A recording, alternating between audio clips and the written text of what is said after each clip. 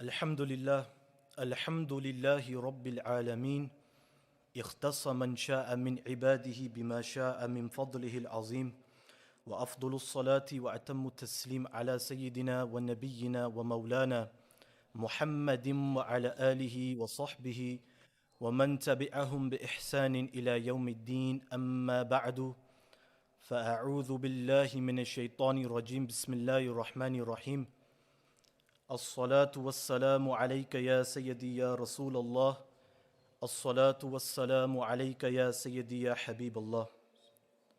All praise and thanks is for Allah subhanahu wa ta'ala, and may endless salutations be upon our master, the best of all creation, Sayyiduna Muhammad sallallahu alayhi wasallam. The topic of today's discussion is in regards to the newly released book titled Intellectual Intifada, written by our guest speaker here today.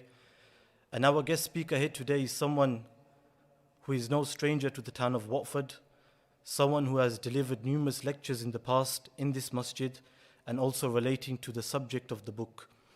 None other than Fakhruna wa Sharfuna, Shaykh Asrar Rashid Sahib Hafizahullah Ta'ala. As you can see, the layout of today's event is different to what we've normally had in the past. And in this event, I will be asking questions to our guest speaker, inshallah, relating to the book itself. And inshallah ta'ala, our guest speaker will be responding to those questions. Just a few things to note. As you have entered the masjid, you may have seen the stall which is set up. So for those who haven't already purchased the books, such as Navigating the End of Time, Islam Answers Atheism, and the newly released Intellectual Intifada, as well as the Return of the Caliphate, will have an opportunity to purchase the books today, inshallah. And as we reach towards the end of the discussion, inshallah, we will open up for a Q&A. So if there's any questions which arise, which penetrate your minds whilst the talk is ongoing, then you will have an opportunity, inshallah, to answer those questions towards the end. Assalamu alaikum wa rahmatullahi wa barakatuh, Shaykh. Wa alaykum assalam wa rahmatullahi wa barakatuh. It's a blessing to have you down again. Alhamdulillah. Before we dwell into the book itself, for some of the brothers who are unfamiliar, who are not aware of your educational background in terms of where you have studied, who you have studied with, and what you have studied. So if you could just very briefly just mention some of the ulama or some of the works, the books, and some of the places that you have studied. Inshallah. So my primary education, basic education, was in Birmingham with Allama Rasul Bakh Saidi. Most of the books of Dars Nizami I studied with him, including standard books like Sharh Miyati Amil, Hidayatul Nahw, Mulla Jami, Usul al-Shashi, Nur al-Anwar, Muntakhab al-Husami, Mukhtasar al-Quduri, Nur al-Idah, Al-Hidayah from the beginning, and then multiple other books, many books, An-Nibras. And then I also studied in Damascus. I done the language course in Damascus University and also studied with various ulama in Damascus, including Shaykh Muhammad Jum'ah, Hafidhahullah Ta'ala.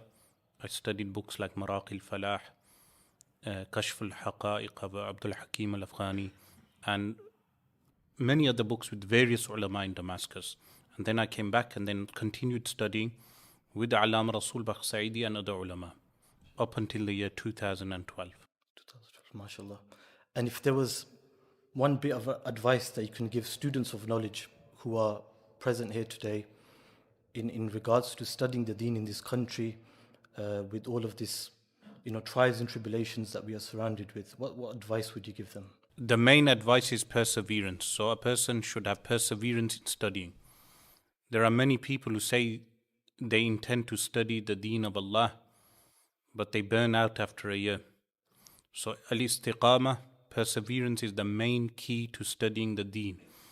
And that comes through dedication. So if you have intense dedication to studying the deen of Allah, then you will have perseverance and you will gain success in your studies. Sometimes people may not achieve their goal in the early formative years, but after perseverance they will have a fath, which is an opening from Allah subhanahu wa ta'ala. So if they have value for the knowledge, they will walk to the knowledge. MashaAllah. So the book itself, this is your third written book, meaning we've had Islam Answers Atheism, Navigating the End of Time, and now we have Intellectual Intifada. What inspired you to write this book? What prompted me to write the book was a few factors. One of them was the complexity of world politics, complexity of modernity, the integrated complexity of world economy, how the world functions, how the world works. Placing that in a small book, summarizing that to the modern mind, but also giving an alternative, and that alternative being Islam, addressing the modern mind that Islam is an actual alternative to the modern world order, and also bringing to account the modern world order that it is not what it is made out to be. So some people think what we have is the best that we can have because we live in the north, high-tech north. We live in that part which benefits mostly from capitalism, that part of the world which benefits the most from capitalism. We do not see the exploitation of modernity, how modernity exploits the masses of the world. So if you go below the equator, you will see mass poverty, exploitation, and how Islam is an actual alternative to what we have. So the United States is a good example of clear exploitation, of how the United States, for instance, launches wars on countries which intend to have some type of autonomy, like in Indochina, in Vietnam, in the 1950s, a sustained war that lasted up to 1975, to the point they would spray Agent Orange on forest people who lived in the forests in Vietnam, or in modern times, near modern, in Iraq, where so many chemicals were thrown on the Iraqi people to the point, something I allude to in Islam Answers Atheism as well, to the point that women today give birth to deformed children based on those foreign policies of the state machinery of what we know as the United States of America, which is known as land of the free, home of the brave. But the propaganda was that America was exporting democracy to the Middle East, democracy to Afghanistan, democracy to various parts of the world. But what we have observed is tyranny, and that is why within the book I placed pictures of Hiroshima and Nagasaki, the only place in the world where nuclear bombs were thrown by the world's mightiest superpower, which claims to spread democracy and freedom. And similarly, we see the unbridled backing of the illegal entity known as Israel in Gaza today, that America has given a complete green light for them to kill over 15,000 people to date, thousands of children, under a pretext of spreading freedom and democracy. And that's why sometimes Israel is even referred to as the only democracy in the Middle East. That's the only democracy in the Middle East which spreads tyranny in the region. So these factors make us think that we need to understand what is the actual alternative to what we have. And why the book is referred to as an intellectual intifada is because you can never have a khilafah without the willingness, after of course the will of Allah, the willingness of the Muslims to implement a khilafah, to elect a khalifa. And that only happens after we change the mindset of the people. that the mindset cannot be that a khilafah is impossible today. And people mention why a khilafah is impossible today. They mention that by saying it's impossible because the economic system does not validate a caliphate. So in the book I cover economics in order to give an alternative. What is the Islamic alternative to the current economic system that we have? And remember, some people, they switch off when you mention economics. But remember, many of the wars that were waged in modern times and pre-modern times were based upon, many times were based upon economic factors. For economic reasons, wars were waged. The nations are seen as clients of the superpowers, meaning as markets.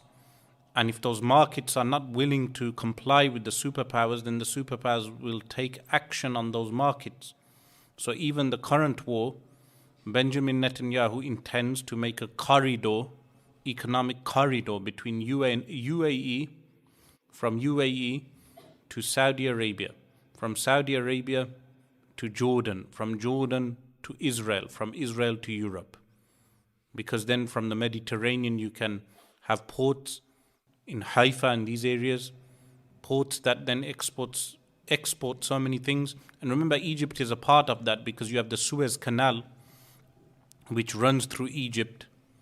From the Suez Canal they can take goods past the Arabian coast into the Suez Canal, into the Mediterranean. So all of this is essential for what they refer to as Greater Israel. But economics play a major role, and when we re-establish the Khilafah as well, it's essential for us to go past the conditioning. Our minds have been conditioned to think that things can only run the way that they are running. We need to go beyond that conditioning. So the reason for writing the book is to bring that to the minds of the reader, so they realize that the world can be different to what we observe. So many people are under the impression that we do not live under tyranny. How can we not come to terms with the fact that we are living under tyranny? The difference is the tyranny is placed on our televisions on a daily basis, on our phones. So in the 1950s, people had television sets. In the 1990s, people just had television sets. They go home and if they choose to watch, they watch. But now we walk around with phones and we observe the tyranny on our phones. So as long as we are, or we think we are living easy lives, we do not realize that there is a global tyranny. Just look at the track record in South America, in countries like Guatemala and Panama, and what occurred in those countries, US foreign policy, and how they killed in some places even up to 150,000 native peoples. In recent history, not in colonial history, in recent history, in the 1980s, in the 1990s, you just look at these policies, many of them are based upon economy, to maintain the status quo, to maintain the economic status quo of the high-tech North. That is the tyranny that we observe today. But what alternative does Islam have? That is what the intellectual intifada is about. So the title of the book is Intellectual Intifada. What does intellectual intifada really mean? So the term intifada, I was actually surprised that many younger people were unaware of what the intifada is. Because after writing the book, I asked many younger people who are perhaps under 25, are you aware of what the intifada is? And they said no. The intifada means to shake off something. So the Palestinians attempted to shake off the Zionist tyranny in 1987, and that was referred to as the Intifada. This lasted up to 1992, and then it led to the dreadful Oslo Accords in 1993, where Yasser Arafat really failed the Palestinian people. But then there was another Intifada, uprising. That occurred when Ariel Sharon attempted to enter Al-Masjid al-Aqsa, what they refer to as Temple Mount. When he attempted to enter Al-Masjid al-Aqsa, an intifada occurred for a period of 5 years, up to the year 2005. That was an intifada, but that involved throwing stones. Remember, that intifada was largely ignored by many people due to many factors, but two factors. One of them, it occurred post 9/11. So many people, they were focused on the events of 9/11 and what occurred after 9/11, like the invasion of Afghanistan in October 2001 and the invasion of Iraq in March 2003. But you had a Palestinian intifada during that time. But you also had assassinations of Palestinian leaders. So for instance, a Shaykh Ahmed Yassin was assassinated in March 2004.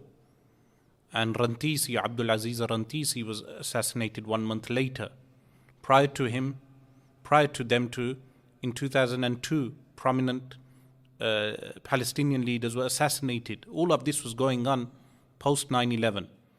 But the intifada was also occurring, which entailed an uprising. But it was an uprising with stones, throwing stones at the occupation forces. What the intellectual intifada entails is, rather than throwing stones, not that I condemn the stone throwing, no. That as well as throwing stones, we also throw our minds at the occupation. We become more cerebral in our response. In everything, we go out of the box. We become lateral thinking. We think anew. We go out of the box and we think in many different ways in order to shake off the occupation. What occupation? The occupation of the mind. The global occupation. What global occupation? The global occupation of exploitation, where you have corporations opening in places where they work in terms like GDP. They use this term GDP, and that we created so many jobs. But what they will not mention is that that is actual exploitation. For instance, they may say we created 100,000 jobs, but when they say we created 100,000 jobs, they will not tell you we are paying those people 20 pence an hour. And then with the trainers that they make or the products that they make, they take those products to the high-tech north and sell them for perhaps $100, and then or £100, and most of that profit is taken by the corporation. So what does your creating of 100,000 jobs actually entail? Similarly, taking the natural resources of a country like the pink salt in Pakistan, that is taken by corporations because of the debt. Pakistan is indebted to the IMF. So the salt is taken for cheap and then sold, Himalayan salt, from Kashmir. So many resources are misused, are exploited, are plundered. And this is the global situation that the Muslims need to think anew. So the UAE will claim that they are thinking anew by normalizing with Israel, but in reality, they are destabilizing the entire region, as we observe now. By normalizing with Israel, UAE is actively destabilizing the region, because the masses, even in UAE, the masses are not for normalization. Even that term normalization is a wrong term. How can you normalize with a tyranny? People give it many names. They say apartheid, they say genocide, they say ethnic cleansing. It's also a tyranny in Palestine, and that tyranny extends because Palestine is like the jugular vein of the Muslim world, or the entire world, because it's also important to the Christians, Palestine. So when something occurs in Palestine, the entire world feels the earthquake. And that is what we are facing today.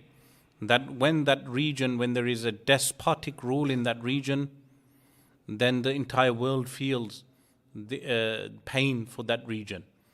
So intellectual intifada entails a change of the mindset, especially those who have been conditioned on the modern education, through modern education, their minds have been conditioned to think that caliphate is an old notion, something that cannot be implemented today. To change their mindset, that is what intellectual intifada entails. The beginning of the book, you have dedicated this book to every Katani in the world and also to our children, the lions of Gaza and Kashmir. For our listeners, what is a Katani, or who are the Katanis?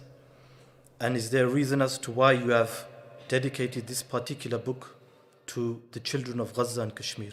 So the book was, remember, written before October the 7th. In fact, it was completed, the manuscript was completed last year, and then the final manuscript was completed earlier in the year. So this entails that the tyranny that we observe today was something ongoing, because when Hamas carried out a coup against Al-Fatah in 2007, that was based upon an aid package that America was willing to give Al-Fatah, the PLO, in order that they can have security in the West Bank. What that means is that the Palestinian Authority is given enough aid by America that they can arm enough Palestinians to become a police force in order to police the Palestinians, to repress the Palestinians. That is why the PLO is recognized as the de facto government of Palestine by many European states and America, because they can utilize the PLO in order to police the Palestinians. So Gaza, ever since, became an actual concentration camp. So many of these Zionists on media outlets, they say ignorantly in debate, they will say, why is Gaza dependent upon us for electricity, meaning upon Israel for electricity? Why is it dependent upon us for water? Why is it dependent upon us for aid? The simple response is that post 1967, when the Six-Day War occurred, Israel took over territory. And remember, Israel attacked first based upon the claim of a preemptive strike. They claimed to carry out a preemptive strike against the Arab nationalists. But they occupied Gaza, the West Bank, the Sinai, and the Golan Heights. When they occupied Gaza, they only came out of Gaza in recent history. When they retreated from Gaza, they still imprisoned the people of Gaza by making Gaza dependent upon Tel Aviv for electricity, for water, for all these things. So it's an ignorant comment for a Zionist to ever say that why are they dependent upon Tel Aviv for basic amenities. It's an actual occupation. So that is why the children of Gaza were mentioned in the dedication. Similarly, Kashmir, as we speak, India has a complete lockdown of the Indian side of Kashmir. It's a disputed territory, but there is a complete lockdown in Kashmir. So I included the children of Kashmir also. The Katanis is in reference to the family of a Shaykh Muhammad bin Ja'far al-Katani, rahimahullah, Shaykh al-Islam, the author of Nasiha to Ahl al-Islam, which is also a political manifesto written well over 100 years ago. And the family has been active on the political front. Prior to him as well, his father Ja'far al-Katani was quite active, and many of their descendants were quite active and remain active. And that is why the book is, and they are from the Ahlul Bayt. they have the shortest lineage back to the Prophet sallallahu alaihi wasallam. So the shortest lineage of the Ahlul Bayt in the world is the Qattani lineage. So the book is dedicated to the Qattanis. Like in the previous book, Navigating the End of Time, is dedicated to Barzanji, which is also a family of the Ahlul Bayt. So Barzanji was the foremost expert in Ashratu Sa'a, the signs of the end of times. So the previous book was dedicated to a family of the Ahlul Bayt, and the current book is also dedicated to a family of the Ahlul Bayt. At the start of the book, you have stated that the caliphs are fundamental caretakers of the earth. What are the duties of a caliph which makes him a fundamental caretaker of the earth? So, in the standard books of Kalam, they mention that the duty of the caliph, they mention in general terms, in books like Sharh al-Aqaid and other works, they mention that one of the duties of the caliph is to preserve the borders of the Muslims, to ensure that there are no incursions and invasions around the borders of the Muslims. That is a duty of the Khalifa. Similarly, they mention that he must protect the orphans and the widows and distribute the zakat. Now that is just a generalization of his duties, but there is more detail to that. Because in order to protect the borders, he needs an army. In order to take care of the orphans, he needs public welfare and a justice system. And in order to distribute the zakat, he needs a financial system where he collects the zakat. So in the book I detail some of those things. Some of it overlaps with classical works. So if you read classical works like Al-Mawardi's book, Al-Ahkam al-Sultaniya, which is available in English also, Al-Ahkam al-Sultaniya, it has 2 translations. It's worth reading. It has 20 chapters. But what my book does is updates some of those aspects of how courts, Islamic courts, will work in a modern world. Because many people, they conceive Islam as backwardness, as medieval. The book updates that impression, meaning improves that impression in the sense that Islamic courts are not backwards, they are cost effective. They are not like Western courts where cases will drag on for years, or where poor people would need a barrister and pay expensive legal fees. Islamic courts are free, so the courts are free, access to legal experts is free, and the cases are judged very quickly. But then I also mention the expertise needed by a qadi. A qadi would need to be a mujtahid, as is mentioned in the Mukhtasar al-Quduri. So a caliphate is not possible without having that legal expertise in the first place. And that is where the book enters the phase of Ahlul Halli wal Aqd. That there is a group of people who are known as Ahlul Halli wal Aqd. They are the people able to bind a caliphate together and unravel a caliphate. How do we bring about a caliphate? Is by having that group of people which is known as Ahlul Halli wal Aqd. Similarly, going back to an Islamic economy would entail going back to gold and silver. Some people think that is impossible because they say there is shortage of gold in the world, which is false.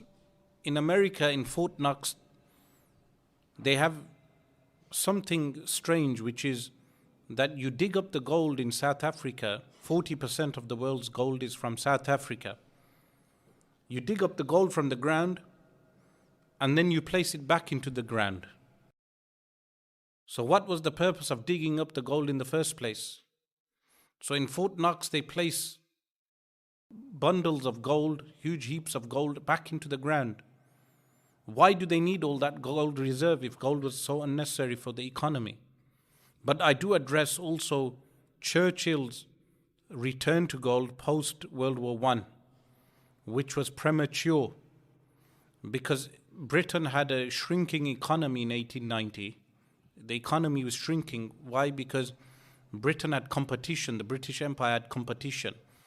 Prior to that, Britain didn't have as much competition, but then other nations began to compete in production with Britain, so the economy was shrinking. But then the economy was hit badly in World War I, and they went off gold. The pound was no longer pegged to gold. That would mean that Britain was able to print money, fiat money, in order to fund the war efforts. But after the war, and remember, Britain became indebted to America at the time, and America underwent great change because the Federal Reserve was introduced into America in 1913, and many of the bankers like the Morgans, they were funding the war efforts of Europe at the time. So Britain became indebted to America at that time. So when Churchill went back to gold, he went back to gold in an unhealthy economy. So the going back to gold entails going back to gold with a healthy economy. And that is where the Islamic markets or the Arab markets come in, because the Muslim world has that potential. From Istanbul to Baghdad, historical cities, the Silk Route, much of it going through the Muslim world, and then Damascus, Cairo, Mecca. These are major trade cities. Even today, they have great economic potential. So the intellectual intifada touches upon all of these aspects in order to wake up the modern mind, in order that they realize that it is actually very realistic. Just now you talked about the Ahlul Halli wal Aqd, and you have mentioned the Ahlul Halli wal Aqd numerously in the book as well. What is the difference between the Ahlul Halli wal Aqd and the Majlis al-Shura, and what role do both groups play in the selection of a caliph? So Ahlul Halli wal Aqd is actually the group that formulates the Khalifa, or selects a Khalifa, and they formulate a Khilafah. Now when they formulate a Khilafah, how are they able to do so? The name Ahlul Halli wal Aqd, Hal means to unravel, Al-Aqd means to bind. Firstly, they must have the conditions. One of them is a sidq. They must be truthful. Al-amana, trustworthiness. They must have ilm, knowledge of the runnings of Caliphate and the modern world, the world that they live in. Because the books of fiqh, they mention what? Man lam ya'arif ahla zamani fahuwa jahilun. Whoever doesn't know the people of his time or the times he lives in, he is ignorant because he doesn't know how to apply Islamic law. And the Sufis, they say, As-Sufiyu ibnu waqtihi. The Sufi is the son of his time. Fourthly, the Ahlul Halli wal Aqd must have such influence that they are able to bind a caliphate together. Until you do not have Ahlul Halli wal Aqd, you cannot have a caliphate. How do we go about formulating Ahlul Halli wal Aqd? That is addressed in the book. The summary of which is, one is talabul ilm, seeking knowledge. Now knowledge doesn't only entail Islamic knowledge. It entails that we have young people studying sociology. We have people studying history and geography. We have people studying the various philosophies that exist in the world that influence the minds of, filter down into the minds of so many people in this ideological aquarium that we are bludgeoned with various ideologies daily. We need young people to study the social sciences and everything, but they need to also study the Islamic Sharia as it is. That is one aspect of formulating Ahlul Halli wal Aqd. The second is what we refer to as tazkiyah. Without tazkiyah, there is no Ahlul Halli wal Aqd, because the absence of tazkiyah, purification of the soul from the vices of the nafs, the ego, the vile nature of the ego, you will always have corrupt people or corruptible people ruling. So ilm, amal, ikhlas, all these things are essential components of formulating ahlul halli wal aqd. Jihad is also an essential component, because without jihad, you have a nation that is unexperienced of warfare, unexperienced of the real occurrences that happen on the ground. So the formulation of Ahlul Halli wal Aqd is the first step to re-establishing the Khilafah. But it is different to Majlis Shura. Majlis Shura is once the Ahlul Halli wal Aqd have formulated a caliphate. I purposely use the English term caliphate because of the familiar nature of the word. People are more familiar with that. But once the Khilafah is formulated, the Ahlul Halli wal Aqd, they become the Majlis Shura with a difference. That is, that many different groups of people are co-opted into the Majlis Shura, who are not necessarily Ahlul Halli wal Aqd. So when Rasulullah sallallahu alaihi wasallam was alive, he didn't leave a specific form for Ahlul Halli wal Aqd. Sometimes he would consult with women. Sayyiduna Umar radiallahu anhu would sometimes consult with children. That means the Majlis Shura, the body of consultation, can have various types of people. Is the Caliph bound by the Ahlul Halli wal Aqd? I covered this also in the book. The Caliph is not bound by the Majlis Shura or the Ahlul Halli wal Aqd if it is a matter of ijtihad and he is a mujtahid. If it is an issue of non-ijtihad, then he is bound to follow the Ahlul Halli wal Aqd because it's not an issue of ijtihad. It's very clear in the Quran and Sunnah. But if it's an issue that relates to ijtihad, he is not bound. He can carry out his own ijtihad. But if he is not a mujtahid, then he must follow the mujtahideen. But one of the conditions of a caliph is he be a mujtahid in fiqh, in rulership, in governance. Now, if there are no mujtahideen, which is impossible, but if you come across such a scenario, and Al-Imam Abu al-Ma'ali Abdul Malik al-Juwayni in his book Al-Ghiyathi, he mentions such a scenario, then the Ahlul Shura, they become qa'im maqam, they take the place of a mujtahid. They carry out group ijtihad. The minds, the good minds, the beautiful minds come together and they form an ijtihad and they give a judgment based upon that. So all these details are given, and also the difference between Ahlul Shura and modern democracy, which I refer to actually as democracy, as a tyranny, in the sense that whoever gets the majority will become a tyrant. Whoever is in the majority, they will become tyrant towards the minority, which happened in secular France. So post-French Revolution in the late 1700s, look how much blood was shed in France. For France to become secular, a secular democracy, you just read on the French Revolution how many thousands of people were guillotined and killed. That was democracy in action. So the Ahlul Shura, they ensure the rights for everyone, Christians, Jews, everyone, to the point that in Sharia, the Jews are permitted to govern themselves with the Torah for the majority of their laws. The Jews. This is why the best option for Jewish people in the Middle East today is the Caliphate, because they become citizens and they can govern themselves. They have more autonomy than they have in Europe. In fact, Europe was practicing a NIMBYism, which was to export Jews to Palestine. Russia carried out pogroms against Jews, exported Jews in 1905.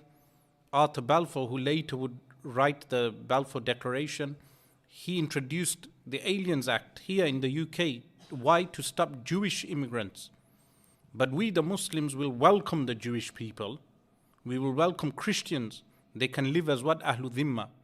Ahlul Dhimma is people who are given protection.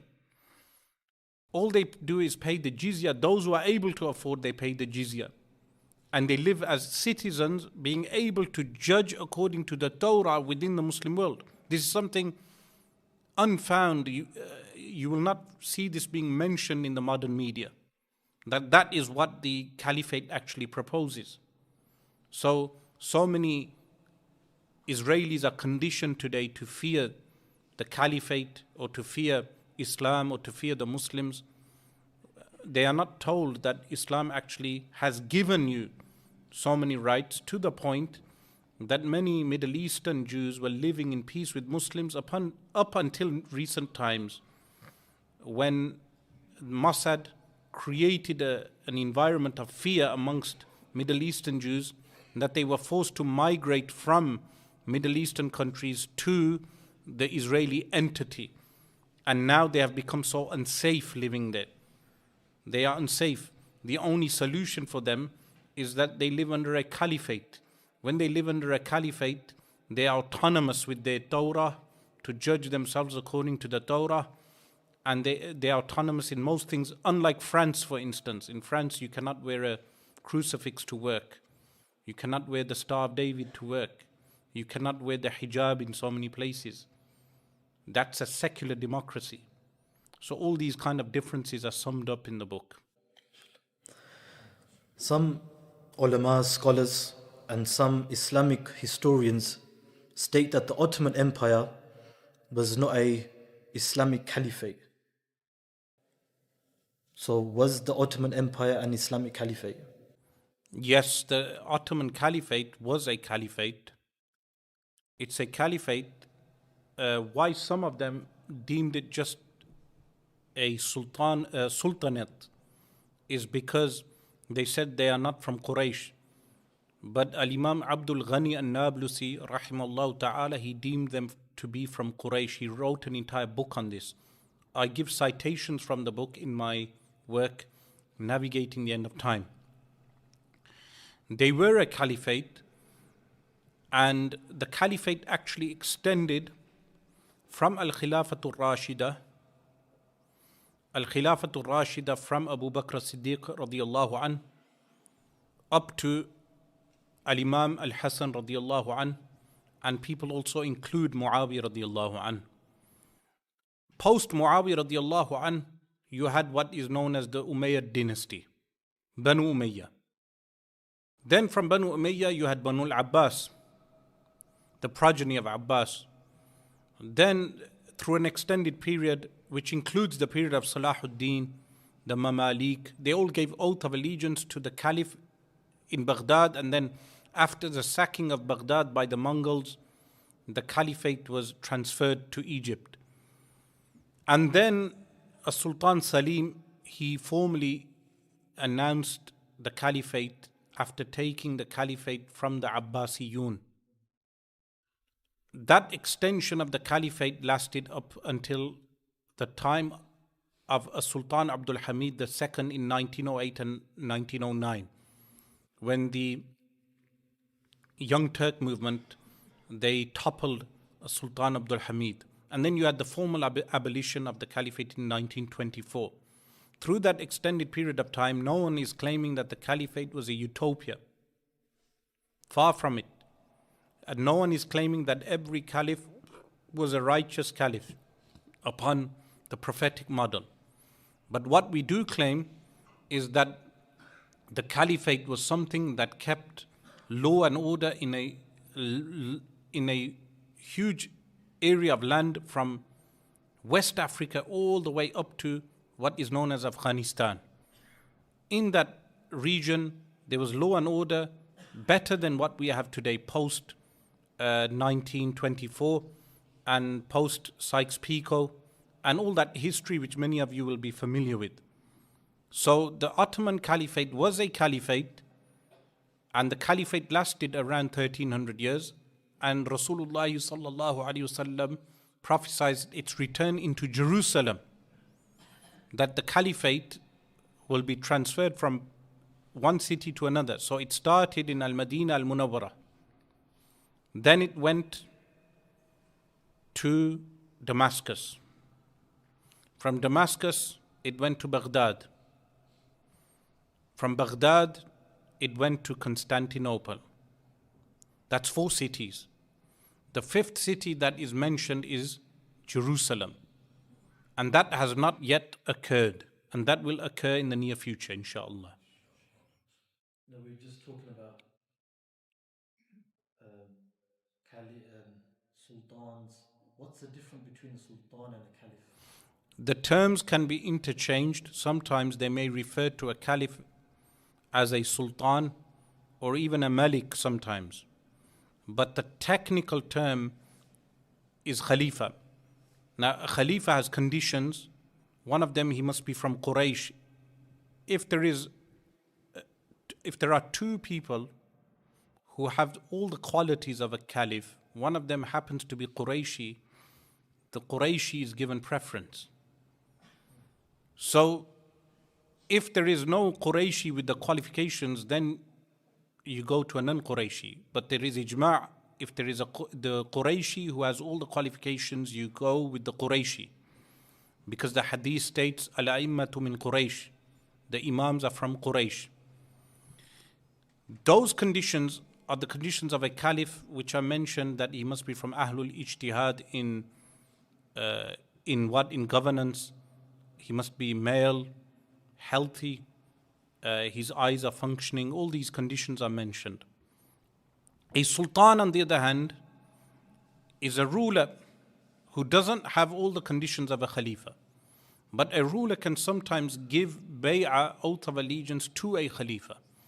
So for instance, a Sultan Salahuddin al-Ayyubi rahimahullah was a sultan. Nuruddin Zangi was a sultan. They gave bay'ah, oath of allegiance, to the Khalifa in Baghdad. And they were under the authority of the Khalifa. They would announce the name of the Khalifa on the mimbar. And there was a reason why they did that. Because the person in Baghdad was the ultimate authority in terms of Caliphate. And they were simply Sultan.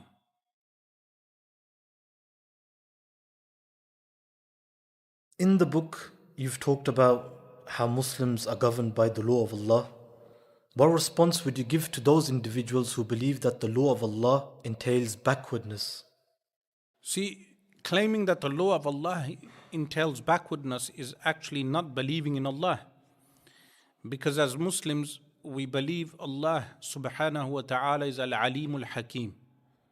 Al-Alim, all-knowing, Al-Hakim, the all-wise. The law that He reveals or has revealed is the best law for humanity, for all times and places.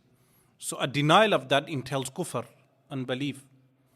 Similarly, if someone says the Quran was only revealed for its time and is not applicable today, that entails denying something which is clearly stated in the Quran and the Sunnah and the ijma' of the Ummah. It's a denial, it's an unbelief. So that way of thinking, that secular way of thinking, is not compatible with Islam. You see, some people, they make a distinction. They say there's a difference between Muslims and Islamists. What they mean by Islamists is people who have a political Islam, in the sense, the application of Islam. And they say a Muslim is different to an Islamist. To them, a Muslim is someone who has a private Islam. He may pray in the masjid, but he believes Islam has no application in the modern world. It has no application in real life. That contradicts the very essence of Islam. We do not make that distinction. You cannot say someone is an Islamist and another person is a Muslim. Because as Muslims, for instance, we believe in the prohibition of a riba, usury. Therefore, we oppose the banking system. Islam in its essence would abolish all the banks today. And that is why Islam is a threat. Because once you abolish the banking system, you abolish usury, you abolish IMF loans, World Bank loans, you abolish the usury on those loans at least, you abolish exploitation, you abolish the arms making factories that export arms to countries where they kill so many civilians. All of this would finish. That one law alone, the law of usury, would affect, it has global implications, it has global ramifications, just that one law. This is why people oppose the Sharia law. So for someone to say it is backwardness, that is probably why one of the many reasons what prompted me to write the book in the first place. So towards the end, I cover women's rights, I cover the hudud punishments, that which is displayed as being barbarity in the modern world. And I covered this also in Islam and atheism, but I expanded upon that in this book. So it's essential reading for everyone, so they realize that how they visualize Islam and Islamic law affects how they think about Islam and Islamic law. Just a short while ago, you talked about the hadith of the Messenger of Allah sallallahu alaihi wasallam, in which he sallallahu alaihi wasallam foretold of the Caliphate being established again towards the end of time. Up until then, do the Muslims, meaning the Ummah, do we wait until the Caliphate is established, or is there something we can do in order for it to be established? It's a fard on us to work towards its re-establishment, and that is the purpose of the book. So my fard is fulfilled by writing the book, disseminating the book. Your fard is fulfilled by reading the book and then spreading the book in order to make young people understand that the Caliphate is a reality. So inshallah the book will be published in India and Pakistan and so many other countries, in order that young people read and they realize that there is a viable alternative to global tyranny that we observe today. With what's happening in recent times, especially what we are seeing in Gaza, and then during these times, many of us are talking a lot about Imam al-Mahdi radiyallahu an. Will Imam al-Mahdi radiyallahu an appear before the Caliphate is established or after? So again, Al-Imam al-Mahdi radiyallahu an is someone mentioned in authentic hadith to the point that Al-Imam al-Tirmidhi has a chapter on Al-Mahdi. Al-Imam Abu Dawud also has a chapter on Al-Mahdi. It's something that we do not deny as Sunni Muslims. But the prophecy of Al-Mahdi has nothing to do with the fact that we must work in order to re-establish Islamic governance in the Muslim world. They are two different, distinct things. And Al-Imam al-Mahdi, his appearance is qat'i once you have the Euphrates River drying and a mountain of gold appearing and a war occurring in which out of every 199 people will die for actual gold. It's not in reference to black gold, which is oil, as some have attempted to interpret. That sign has not occurred yet.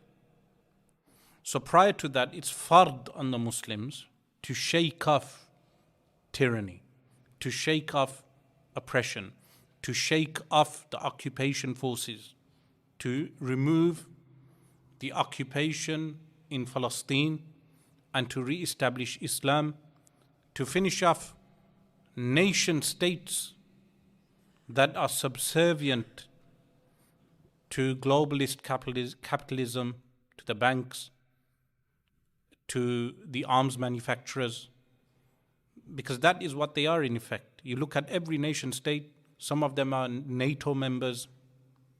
Turkey has made more incursions into Syria, Libya, Afghanistan than it has in Palestine. Turkey, which is a NATO member, zero military action in Palestine, but they have military action in Libya, in Syria, in Afghanistan. They were even present in Afghanistan. Or Pakistan, for instance. Pakistan has made shells for the West to supply Ukraine. So the Pakistani army is able to make shells, export shells to the West so they can supply the Ukrainians with weapons to fight the Russians.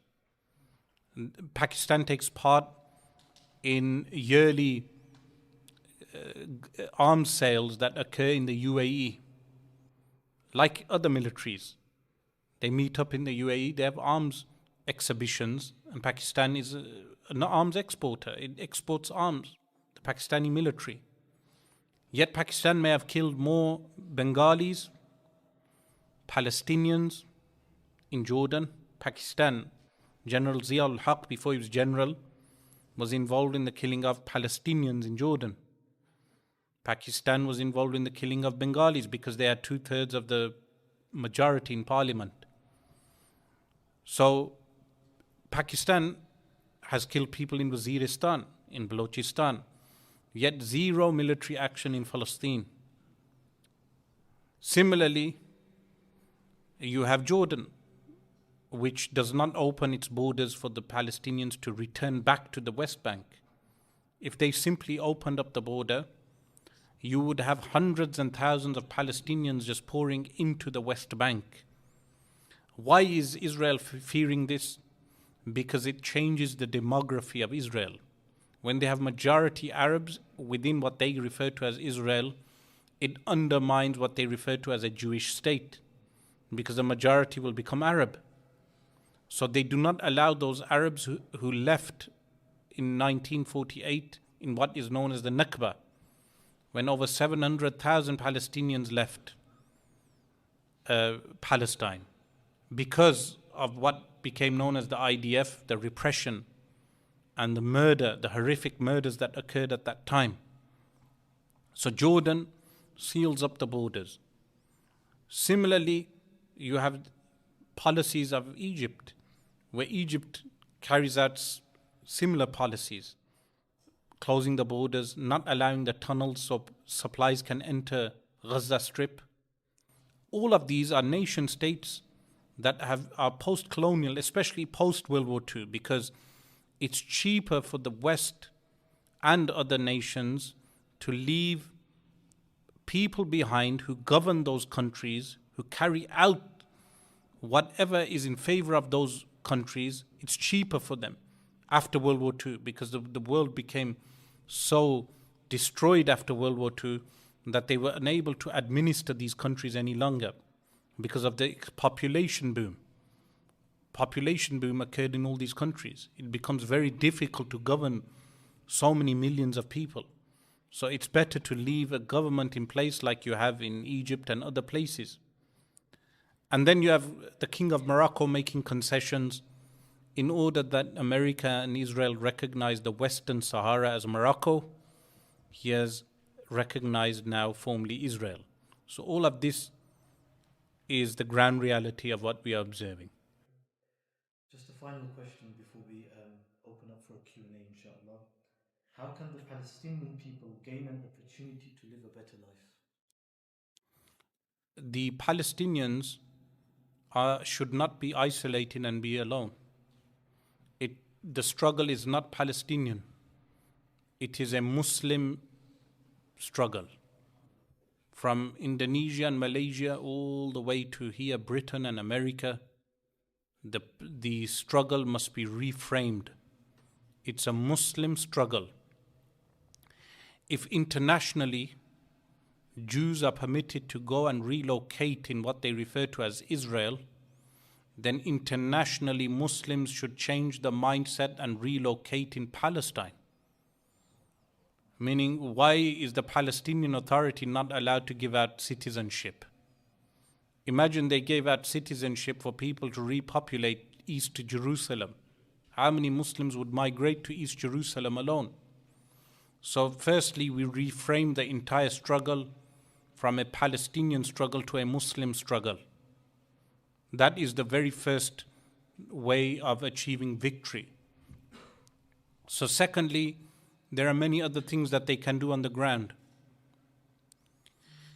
I've mentioned those things in previous lectures. But inshallah, I will leave them for a discussion another time. Inshallah. Should we open up for Q&A now? So inshallah, we'll open up for a Q&A. Would urge everyone here today, if their questions can be related to the topic and the book itself, inshallah.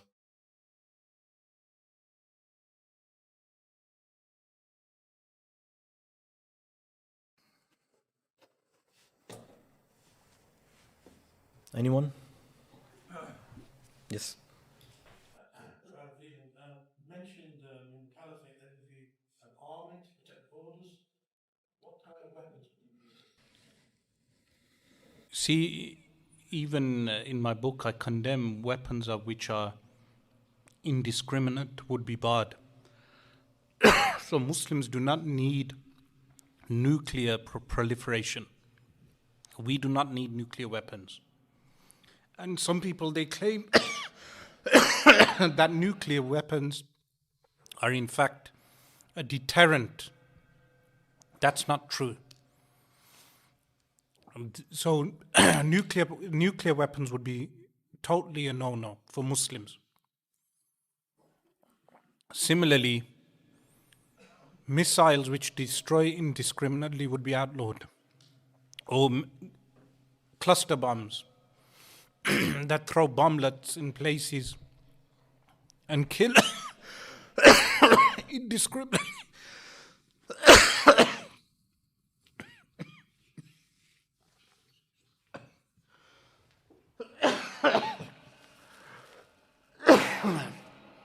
So,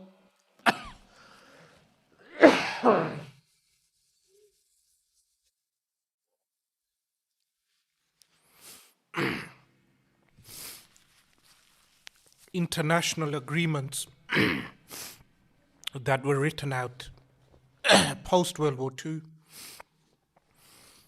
in Geneva and other places, the Caliphate would abide by so many of those conventions, which include so many human rights, not all of them, but most of them. But it would also add many clauses, like in today's warfare that we see, the destruction of urban cities, what occurred in World War II in Germany, or what is occurring now in Gaza. That would be formally outlawed. So the Caliphate would not carry out such type of indiscriminate bombings of populated areas. Similarly, the weaponry would have to only be weaponry that actually targets military personnel. So many things would have to be redrafted by the Ahlul Halli wal Aqd, the people who are the minds behind this Caliphate.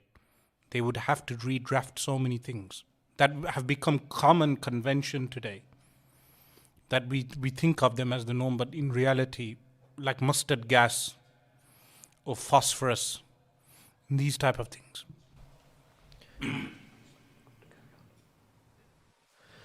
Inshallah, yes, brother. With that factor about nationalism and Western influence affect warfare the Caliphate on the form? Yes, nationalism would prevent the formulation of caliphate.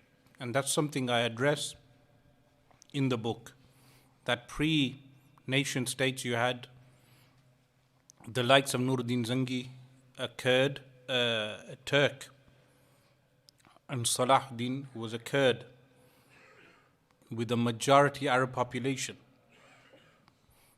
So ethnic grouping was not a problem for Muslims for a period of 1300 years. So many Persians played major role in the early Caliphate, and then Turks in the later period. Only when Turkish nationalism reached its apex did nationalism in that region become a problem. Turkish nationalism led to Arab nationalism and Kurdish nationalism. So nationalism, the way it's conceived today, would have to go. And that's a part of the intellectual intifada, because it's removing shackles of the mind.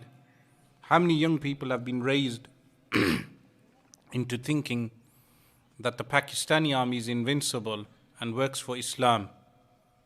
But when they come across the intellectual intifada, those shackles need to be removed. They need to realize that it's just an army that it's a part of the military nexus of the world, entailing different militaries benefit from one another, keep populations suppressed, as we see now in Pakistan as well, with the armies arresting political opposition. It's the same model everywhere, not only in the Muslim world. South America, across Africa, even in Christian Africa, regimes are propped up that serve the interest of bankers, of arms manufacturers, of political leaders in the high-tech north. A lot of people have the mindset of that we have to wait for Imam Mahdi alayhi salam for him to come, for certain things to take place. Is it necessary for Imam Mahdi alayhi salam to come, for Khilafat to come? Because I'm sure Sayyidina Umar radiallahu anhu or Sayyidina Salahuddin al-Ayyubi, rahmatullah alayh, they didn't wait for anyone. They didn't use the excuse of waiting for Imam Mahdi alayhi salam. I've already addressed that's not the case. We don't have an apocalyptic approach to this, in the sense that like the Christians wait for Jesus for the establishment of the gospel, and neither do we have the approach that we will bring about the end of times. So the Christian Zionism that supports Zionist entity today, Christian Zionism in America, actually believes that they will bring about the return of Jesus through war in the Middle East. We do not hold that mindset that by causing war we will bring about the return of Mahdi, or the appearance of the Mahdi. And similarly, we get on with our obligation, which is to implement the law of Islam in Darul Islam. Thus, that obligation remains. Assalamu alaikum, Shaykh. Shaykh, do you believe that the Caliphate, or do you think that the Caliphate would be still present today if Ataturk didn't lead Turkey to secularism? Yes, so Ataturk had to make many concessions. If you read the history post-World War I, up to 1924, in order to survive, he had to make so many concessions. He left a rump Turkey. Turkey was carved up like a turkey.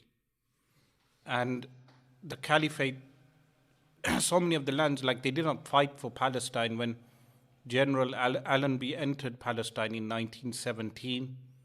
They didn't actually fight off the British when they entered. And then similarly, when other lands were taken, they did have successful routing in Baghdad. The Turks were able to beat off the British for a while in Baghdad. And then also when the British in World War I, they were initially defeated by Ataturk in the Bosphorus, in the Dardanelles. But then later Ataturk agreed to having a secular Turkey, which went with everything like a nationalistic flag and an anthem. And today Turkey, they actually worship Ataturk. So they have rituals. They just replace the religious ritual with secular rituals. So Ataturk did have the opportunity to retain the Caliphate, but he chose not to because he was secular. He didn't believe in Islam. He outlawed the adhan in Arabic. He outlawed the Quran in Arabic. Closed so many mosques, masajid. So he was an unbeliever, he was a kafir. So he had no willingness to retain a caliphate. And that's the meaning of intellectual intifada, because if the mind is enslaved, then you will never have the return of the caliphate. Because the minds are enslaved. The people are enslaved, and they have no willingness to implement a caliphate.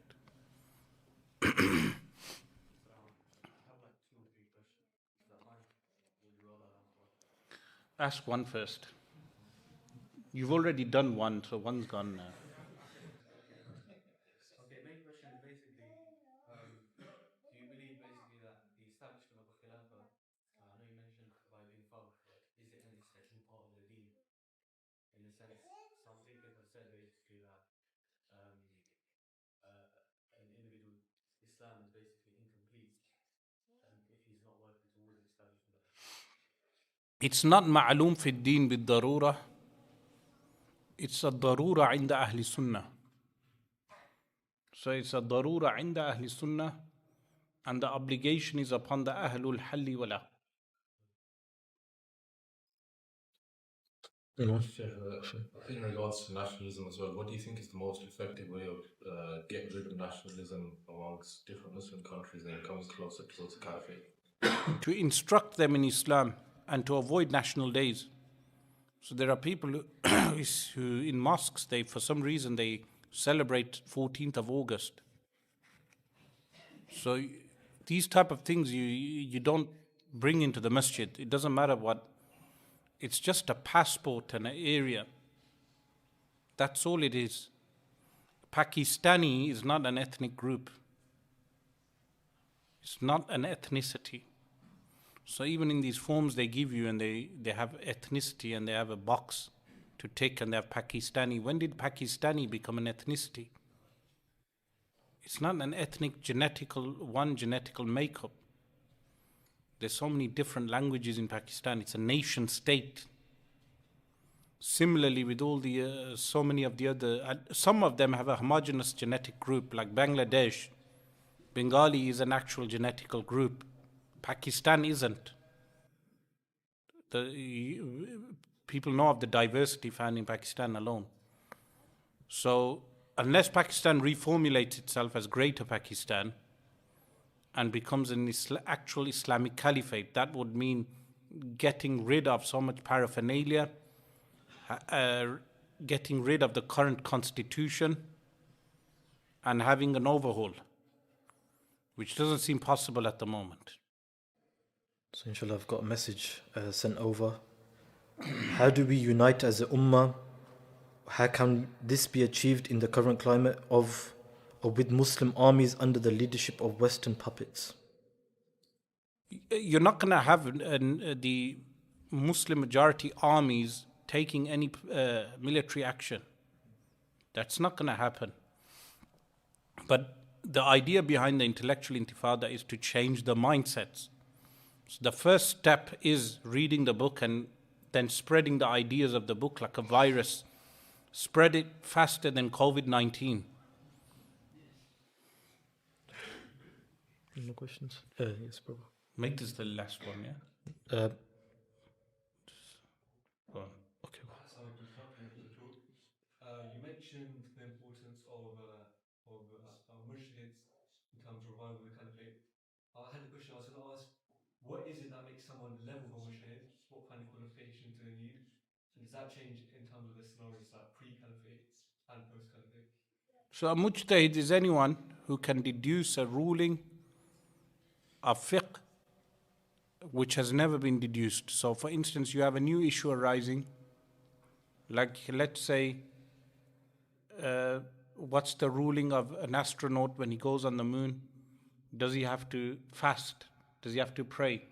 A mujtahid is able to extract those rulings from the Quran and Sunnah, knowing legal theory which is known as usulul fiqh. That is the requisite, the requirement of a mujtahid. So I cover some of that in the book as well. Just that one. Just last one, inshallah. Jazakallah khair for reminding the people of the situation in Palestine, and in particular reminding us of the state of Palestine and how it should be seen.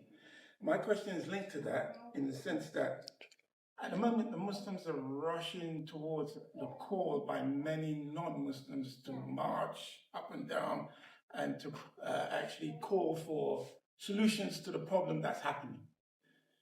And I'm wondering if the way that they're being called, there's a danger of the Muslims being misled into falling into a trap of accepting solutions which might not be from Islam, like, for instance, The way you stated the land, or the position of the land, that it should be all Muslim land. That's how it is.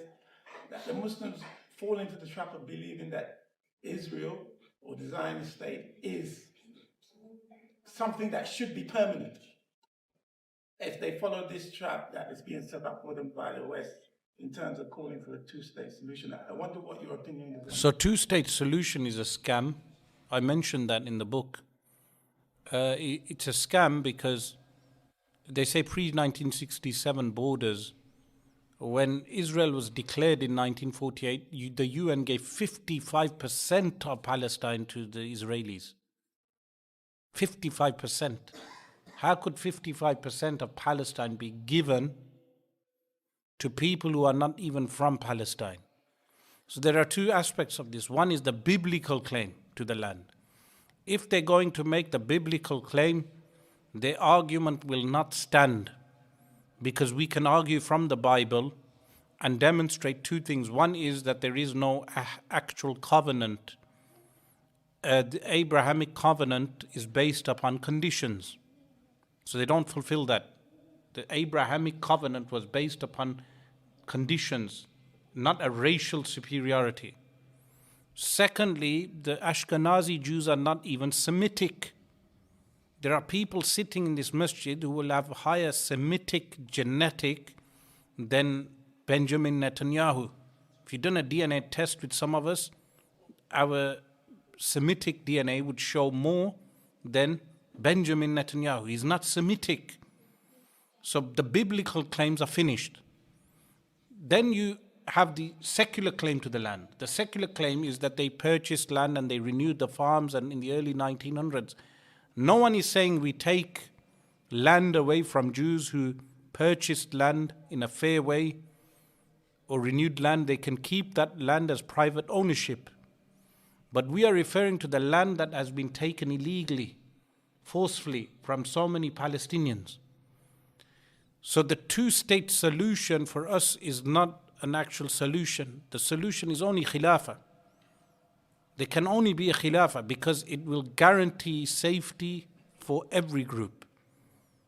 While if you have a Zionist entity which identifies as a Jewish state, it cannot be viable. Why? Because when you have a Jewish state, that entails that other ethnic groups are not deemed as real citizens of that state. So if you have a majority Arab population, all the Palestinians are returned back. They will outnumber the Jews in Palestine. That will finish off Israel itself. The demography will change. But if you have a caliphate, you can have as many Jews as possible.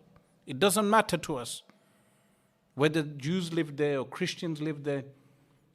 And that is how the Ottoman Caliphate was able to hold up for 800 years. They had a diverse religious and ethnic makeup from Iraq all the way to Eastern Europe. There was a diverse genetic and religious makeup that kept the population together. Only towards the end, when they had the Tanzimat in the early 1800s, the Tanzimat changed all of that because they got rid of the jizya and they replaced it with Western-style taxation, which made different ethnic groups and religious groups rebel against the Ottomans. So, in answering your question, I cover all of this in the book also. I've received a few more messages regarding questions, but just one last one from our Imam, inshallah. Yeah.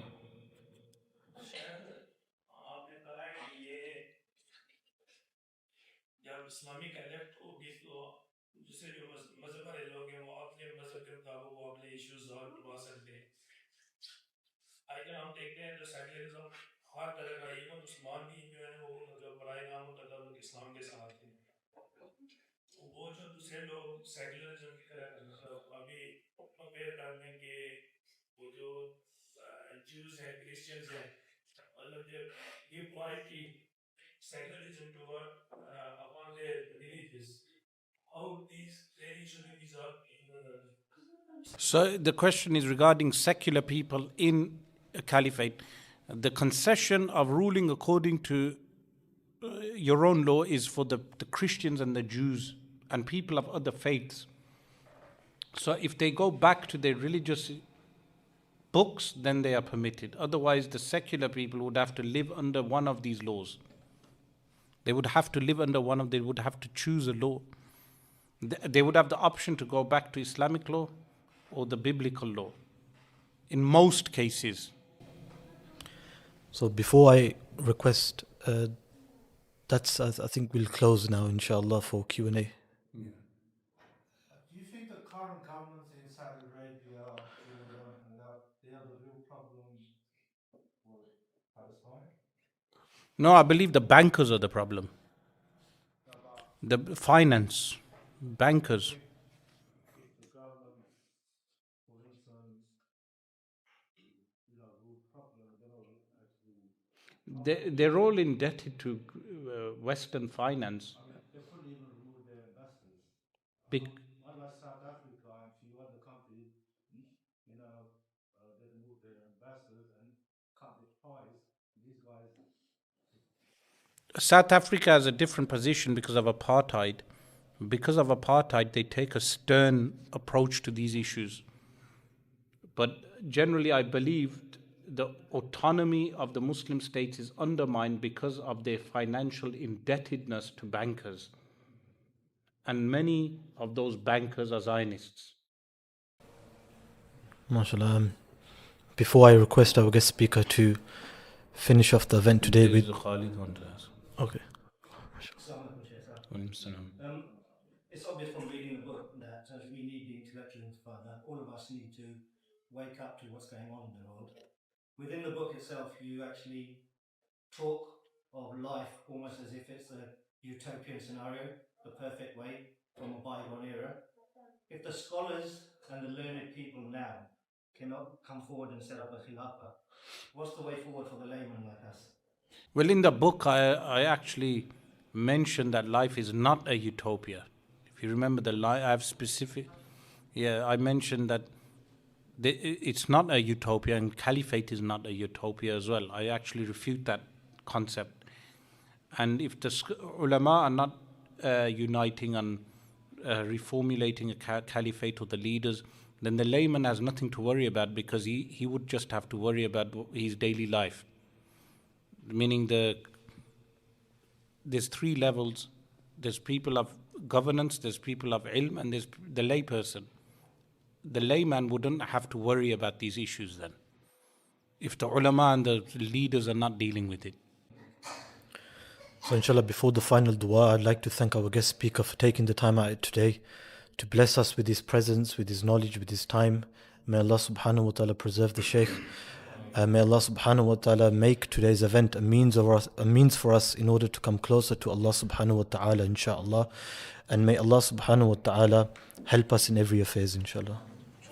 جزا الله عنا سيدنا محمد صلى الله عليه وسلم ما هو أهله اللهم فقهنا في الدين وعلمنا التأويل وصلى الله وسلم وبارك على سيدنا محمد وعلى آله وصحبه أجمعين.